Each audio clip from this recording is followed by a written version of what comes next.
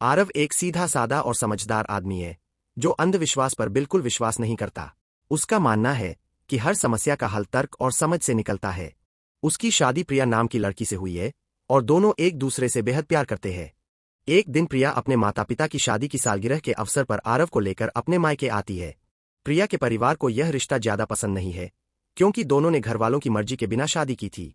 फिर भी वे दोनों का स्वागत करते हैं।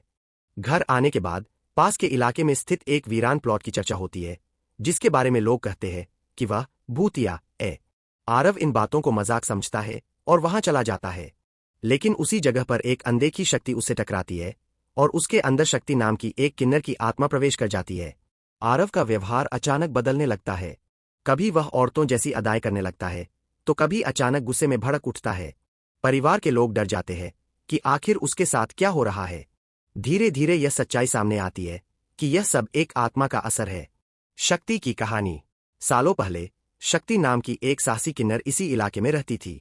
उसने एक अनाथ बच्चे को अपनाकर अपना परिवार बनाया था।